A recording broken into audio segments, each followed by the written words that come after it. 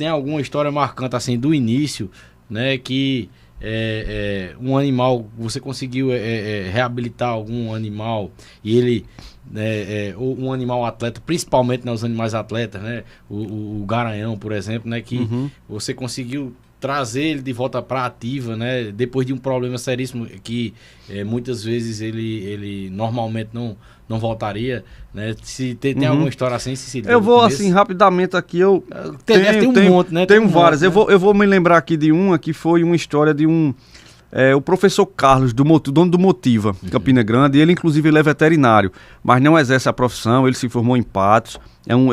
Eu faço questão de falar, de usar esse exemplo também, porque ele ele se formou em veterinária e para poder ele pagar a estadia dele, que ele morava em Patos, ele começou a dar aula, cursinho, se formou também em biologia, mas assim, foi graças à medicina veterinária que ele conseguiu ser o empresário que ele é hoje. Hoje ele não exerce mais a profissão de medicina veterinária, é o empresário, dono do Colégio Motivo, um dos maiores colégios da Paraíba, tem em João Pessoa, tem em Campina Grande, mas talvez não me lembro aqui, uns 5 anos depois que eu me formei, vai fazer 20 anos que eu me formei. Eu me formei muito novo, eu não vou dizer a idade para vocês façam a conta aí da idade que eu tenho. Eu me formei com 15 anos, com mais 20 vocês já sabem minha idade aí, né? Então, pouco tempo depois, o professor ele é criador de cavalo e ele teve um animal que se acidentou uma perna e teve uma fratura. E isso há 15 anos atrás, em cavalo principalmente, existiam pouquíssimos recursos e dependendo do tipo da fratura era eutanásia automaticamente.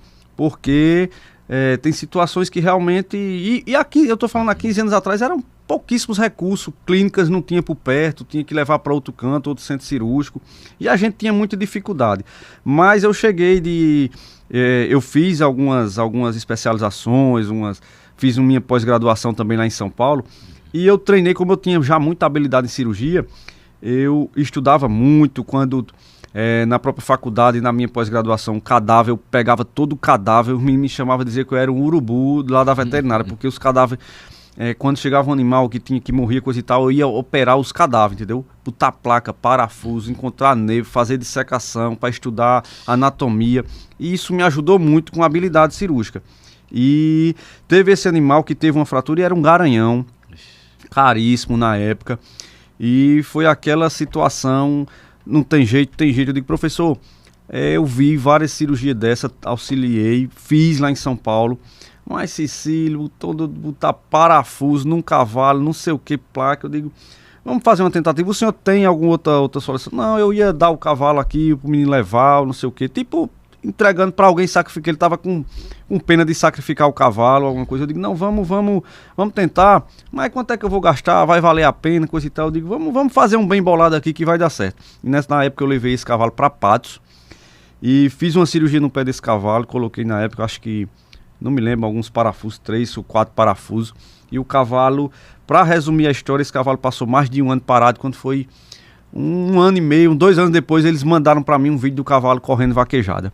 E ele feliz, o cavalo ficou um pouco de nada inchado aqui o pé, mas esse cavalo voltou a correr vaquejada, ele ficou muito grato, muito agradecido. E assim, esse caso está postado no meu Instagram lá muitos anos atrás, mas eu tive a ajuda lá, inclusive da equipe lá de Patos, que sempre eu tenho uma parceria muito boa com as faculdades, e os residentes me ajudam, eu dou aula prática. Mas isso foi um dos casos que eu me lembro aqui que a gente teve um sucesso na época, com poucos recursos. Eu tenho alguns amigos médicos, aí na época consegui parafuso num canto, medi para outro, placa, parafuso, e eu remodelei equipamentos humanos para a gente conseguir fazer a cirurgia desse cavalo. Esse cavalo ficou bem de verdade, viveu muitos anos depois sem nenhum problema na perna, voltou a correr vaquejado inclusive, entendeu? Muito bom. E quando a gente já entrou no assunto, né, de cavalo, quando a gente fala de cavalo, né, eu já recebi aqui até muitas pessoas da área, né, e de várias áreas diferentes, né, por exemplo, vou dar um abraço para Marcelo Frazão, que também é seu amigo, eu descobri lá no DVD do Mano Walter, lá, que vocês conversaram lá. E o Marcelo Frazão foi meu convidado também, né?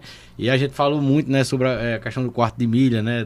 Ele é o presidente da associação do Piauí, do quarto de milha, né? Ele é inspetor da BQM também. Inspetor da BQM, ele faz exato, registro, cara. eu também faço registro, a gente é colega já. E aí, a quarta de milha é uma raça muito versátil, né? Ela é usada, é a maior raça do mundo, né? De cavalo, vamos dizer assim, né? E aí, quando ela entrou para vaquejada no Brasil, foi um sucesso e hoje é mais ainda um sucesso, né? A gente vê aí o sucesso que são os leilões, né? E tudo mais. E você é um especialista de quarto de milha, né? Um especialista de quarto de milha, tem muito trabalho prestado, tem muitas indicações, a gente vê as pessoas que confiam no seu trabalho, né? E que aderem ao seu trabalho. E assim, Cecília, qual assim, a sua visão e a sua opinião, né? Sobre, né, a raça do quarto de milha e, acima de tudo, né, sobre o cavalo. Eu também pergunto muito aqui às pessoas, né, assim, qual a importância do cavalo para você, assim, o que é que o cavalo significa para você, né? Falando no geral do cavalo, depois a gente segmenta para o quarto de milha. Isso, assim. Eu vou falar do geral mesmo, é tanto que na minha pós-graduação tem lá, diagnóstico e cirurgia de equídeos. Equídeos é diferente de equinos. Equinos é cavalo, é só cavalo. E equídeos a gente engloba burros, jumentos e cavalo, entendeu? Então eu faço questão de dizer que eu tenho minha pós-graduação em equídeos. Eu trato de jumento, de burro, de cavalo. E gosto, eu faço questão, você sabe que a região da gente tem muita. Aqui em Isabelê mesmo a gente tem uma história muito conhecida dos jumentos de corrida. Isso. Que já foram para São Paulo e participaram de grandes torneios no Brasil inteiro. Temos vários aqui. Eu trabalho muito com esses animais de corrida, principalmente com esse jumento de raça, jumento pega, jumento de besta, que a gente chama. E eu sou apaixonado por jumento, que aqui na nossa região faz parte da família das pessoas, né? Ajudou ali a construir famílias mesmo. É um animal de trabalho, é um animal de convivência. Então, assim, de uma maneira geral, burro, jumento, cavalo, faz parte vamos dizer assim, da minha vida. Toda a vida que eu gostei de tudo, não era só de cavalo. Agora, a raça quarto de milha realmente ela tem vamos dizer assim, uma situação diferente, porque em nossa região a gente convive muito com vaquejada e talvez hoje está um pouco mais difundida as cavalgadas, outras questões, e outras raças já estão bem mais. Mas quando a gente começou, talvez 95% dos animais que a gente via aqui, se não fosse mestiço, eles eram quarto de milha.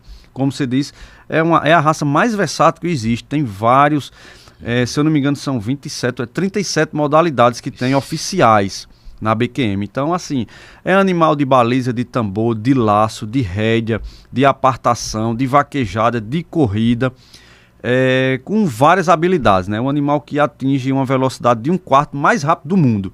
Por isso que ele é o quarto de milha. Ele é um animal que atinge essa distância mais veloz do mundo, entendeu? Então, assim, a gente realmente tem uma convivência com isso. E é tanto que eu participei de concursos, são treinamentos para poder entrar na questão.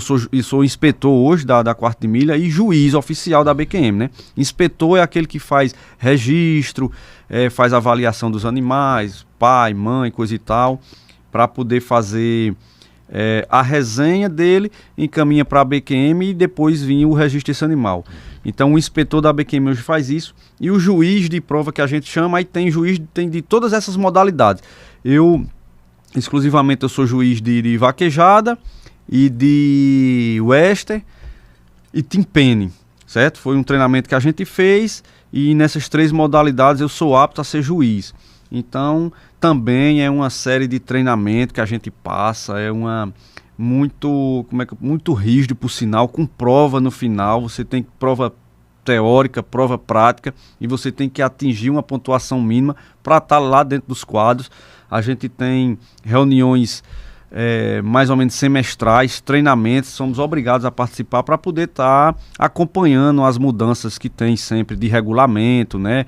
Essas pelagens novas que a gente vê hoje. Quarto de milha, antigamente a gente via só um cavalo castanho alazão, hoje tem aqueles gunner que a gente chama, que antigamente era uma característica indesejada para a raça, porque tem uma mancha maior do que o normal, aquele cavalo cremelo, aquele bem amarelinho do olho azul, antigamente não era registrado. Então o regulamento vive em constante mudança e a gente tem que estar sempre acompanhando, né? Continuando, né, no assunto de equidos, né? Vamos falar de equidos, porque eu vejo muito, assim, de muitos criadores, sabe? Uma grande preocupação, né? Falando mesmo da saúde, né? Dos animais. Uma grande preocupação, assim, é tanto de... Assim, hoje que eu já, assim, tô mais de dentro desse mundo, conheço muita gente que é criador e tudo mais, eu já tô vendo de uma forma diferente. Mas quando eu era totalmente leigo, eu via muita gente dizendo assim, cólica, a palavra cólica, né? Não sei o que, esse cavalo tá com cólica, esse cavalo morreu de cólica e tudo mais. Aí eu ficava pensando, caramba, então é muito fácil de dar cólica, né, nos animais e tudo mais, né? Hoje, assim, que eu tenho mais uma proximidade, eu vejo que não é bem assim, né? Mas, só pra gente falar um pouco, é por conta do sistema digestório deles, né? Isso. É assim mesmo, é bem propício de dar, né? Eu tenho conhecidos, né, que tem relatos o cara falou pra mim que perdeu um cavalo de 100 mil reais por causa de uma cólica. Eu digo, caramba, velho. E ele não pôde fazer nada pra impedir isso, né? E aí, não só esse, né? Você que é realmente técnico, não só esse problema, mas outros problemas que vem acarretar, assim, principalmente nos cavalos, mas nos equinos no geral, né, Cecília? E que, assim, o que o criador, assim, medidas que todo criador tem que tomar, né, quando ele adquire um animal, quando ele entra pro ramo, né, para ele não passar por esses problemas, ou não tem jeito? Não, vou voltar só um pouquinho para você ter, vou citar um dado. Depois de acidentes, a cólica é o segundo maior problema que mata cavalo, vamos dizer assim, a causa morte de cavalo, cólica. E é como você disse, a cólica, o cavalo, ele realmente tem uma certa predisposição, é um animal que tem um intestino muito longo. Ele tem animais aí de ter 20 e poucos metros de intestino.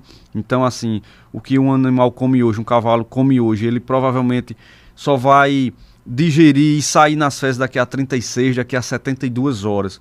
Então você veja que o que um cavalo come hoje, às vezes ele passa 3 dias para expelir pelas fezes. Então, existe uma chance muito grande de uma toxinfecção alimentar, é diferente da gente. Às vezes a gente almoça e se tiver infecção a gente corre pro banheiro e já tá botando para fora. No cavalo não acontece isso, por isso que ele tem essa fase de cólica, porque ele fica com aquilo processando ali dentro do intestino e a gente precisa descobrir como é que vai manejar, entendeu? Mas a cólica, são várias situações que fazem com que o animal tenha cólica. O cavalo é muito sensível, o cavalo ele tem um verdadeiro relógio biológico. Então, assim, como a maioria dos cavalos hoje a gente tem, eles são embaiados, que a gente chama, não são cavalos de vida livre como antigamente. Mas antigamente não tinha isso, antigamente não tinha cólica, hoje em dia tem. Mas é porque os cavalos de antigamente a gente não trata tão intenso como a gente trata os de hoje. Eu digo porque aquelas histórias que eu já falei, que eu passava minhas férias na fazenda, os cavalos viviam nos cercados. Às vezes quando era ali, tinha uma semana de vaquejada, a gente começava a dar uma raçãozinha melhor a ele ali na semana da vaquejada, para poder, começava a dar banho e escovar para ele melhorar um pouco o pelo. Mas era um cavalo solto no cercado, assim, detrás de casa, próximo de casa. Mas com os esportes equestres e com as próprias criações e a gente os criadores com a necessidade de tratar mais intenso esses animais, aí esses animais vivem estabulados, como a gente chama, embaiados, em cocheiras e começa a tirar da naturalidade dele. O cavalo é para viver de vida livre, comendo capim no chão, bebendo água no momento dele. Eu já vi um vídeo, desculpa interromper, eu já vi um vídeo, o cara falando num vídeo, dizendo aqui, ó, esse cavalo meu não tem cólica, o cara dizendo, porque o cavalo tem que comer capim, é só capim, não tem frescura aqui não, o cara até brinca no vídeo, né? Isso. E aí, isso é verdade mesmo, se o cavalo, ele viver se alimentando do que a natureza fornece, muito menos o risco dele propício. É muito baixo. O risco dele vai ser baixo. Quando ele vive em vida livre, porque o próprio organismo vai se acostumando ali, entendeu? E ele sabe o momento dele, o animal passa, às vezes chegam a passar 16 horas de cabeça baixa ali comendo, catando, comendo. É natural dele, ele tem um intestino longo, porque o trânsito é lento. E assim ele precisa passar uma parte do dia grande ali se alimentando. E a gente, quando traz esses cavalos para baixo, a gente começa a mudar não vou dizer a fisiologia, mas a rotina dele. Só que a gente estabelece horários, tem que estabelecer horário, porque ele tem um relógio biológico. Tem animal que come ração 2 vezes por dia, coloca o capim mais 6 horas da manhã e 3 horas da tarde. Tem que botar exatamente a mesma quantidade, no mesmo horário, o mesmo tipo de ração. Se você mudar o horário, o animal pode dar cólica. Se você mudar a quantidade, o animal pode dar cólica. Se você mudar o tipo de ração, o animal pode dar cólica. Às vezes, se for outra pessoa colocar a mesma ração, o animal pode sentir diferença e dar cólica. Caramba. Pode comer mais rápido, pode comer mais lento, pode não tomar água e dar uma compactação. Então, o cavalo é um animal muito sensível, entendeu? Né, Ele é muito sensível. E o homem, como eu já falei, a gente precisou tirar o cavalo da vida natural dele para aumentar o tipo de produção dele. Os animais hoje, para deixar ele mais bonito, pelo liso, esquio, como a gente chama, porte atlético, você... não é difícil você chegar hoje num cercado e ver... Hoje a gente tem como o animal tá feio, olha o buchão dele, já arrastando no chão, porque é um animal que tá ali, comendo capim, uma quantidade grande de volumoso, come pouco concentrado, aí ele tem que complementar. Isso é como uma pessoa que come 1 quilo de carne, 300 gramas de carne, por exemplo, no almoço, às vezes sacia uma pessoa, e às vezes o cara tem que comer um prato desse tamanho de folha para poder encher. Então, é assim, ou sacia pelo volume, ou pela proteína, ou energia, entendeu? Então, o cavalo é mais ou menos isso. Quando a gente traz ele para o trabalho, para esses cavalos que são em treinamento, a gente precisa fazer uma dieta mais concentrada, mais rica em proteína, mais rica em energia. E às vezes ele diminui um pouco o volumoso e aumenta no concentrado. E tudo isso muda um pouco a fisiologia do animal. A gente vai acostumando ele, mas ele é muito predisposto. Então tem que ter uma rotina muito grande, o mesmo tratador, a mesma ração, o mesmo horário, do jeito que eu já falei. Se tiver uma falha... tanto que as cólicas, os problemas geralmente dão de noite, dia de sábado, dia de domingo, porque às vezes é quando muda um pouco a rotina, entendeu? Às vezes o tratador no domingo quer sair um pouco mais cedo, aí a ração que ele botava de 3 horas da tarde ele bota de meio-dia e vai-se embora. Relatos, cara, aí de final de semana. Quando chega de noitezinha, alguém viu o cavalo, ou na segunda de manhã, rapaz, o cavalo amanheceu com uma cólica, mas já veio de ontem, entendeu?